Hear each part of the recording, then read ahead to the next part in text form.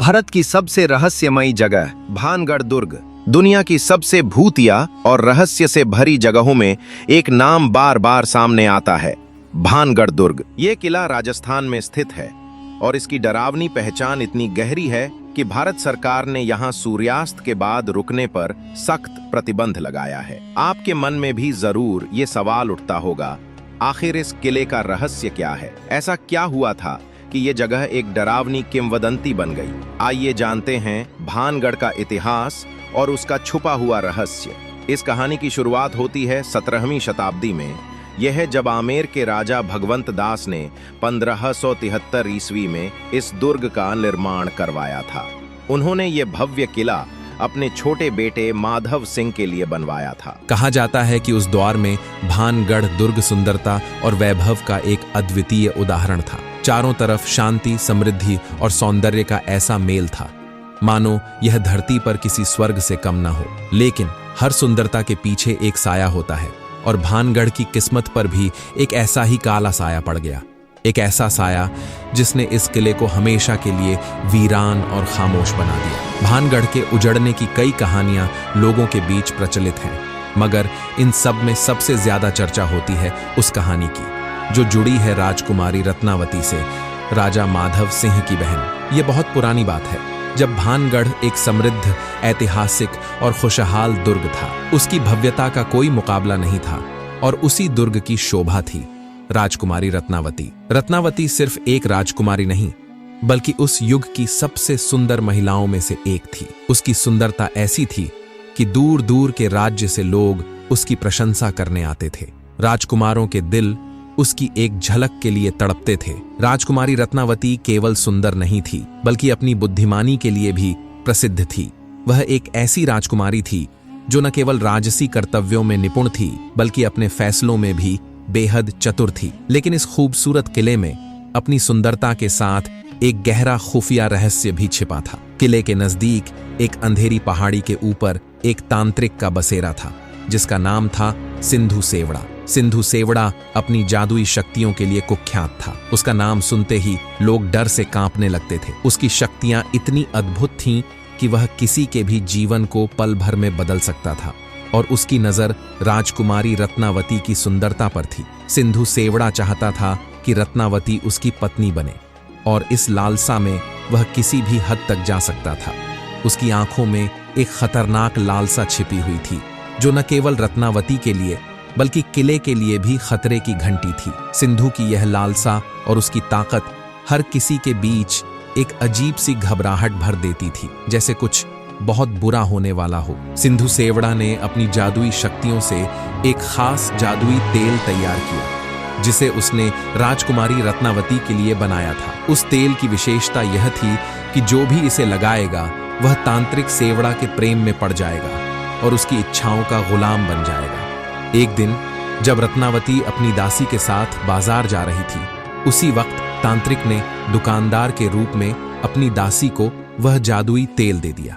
उसने कहा कि यह तेल रत्नावती को देना ताकि वह इसका उपयोग करे। किले में लौटने पर दासी ने वह तेल रत्नावती को दे दिया, लेकिन रत्नावती जो अपनी सुंदरता के साथ साथ अपनी बुद्धिमानी के लिए भी जानी जाती, यह सब समझ गई। वह तांत्रिक की चाल को पहचान चुकी थी। रत्नावती ने तुरंत वह तेल का शीशी लिया और उसे एक बड़े से पत्थर की शिला पर दे मारा। जैसे ही वह तेल उस पत्थर पर गिरा, तांत्रिक की जादुई शक्ति काम करने लगी। कहा जाता है कि जैसे ही तेल पत्थर पर गिरा, पत्थर लुढ़कता हुआ तांत्रिक को कुचल गया। तेल गिरते ही पत्थर ने एक अजीब सी हरकत की और लुढ़कते हुए तांत्रिक सिंधु सेवड़ा को कुचल दिया। उसका अंत बेहद डरावना था और उसके आखिरी समय में उसने किले पर एक भयंकर श्राप डाल दिया।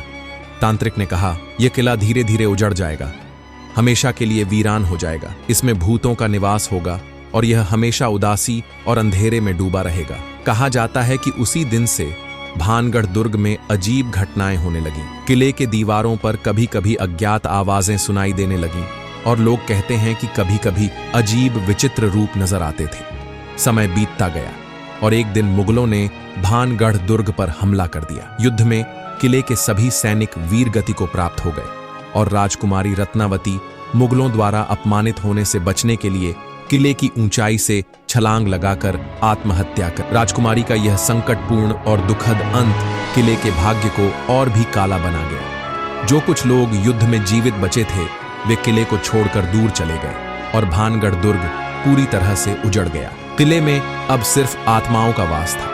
कहा जाता है कि अब वहां अजीब घटनाएं घटती रहती हैं। जो भी रात के समय भानगढ़ दुर्ग के पास से गुजरता वह अजीब आवाजें सुनता और कभी-कभी अजनबी रूपों को देखता।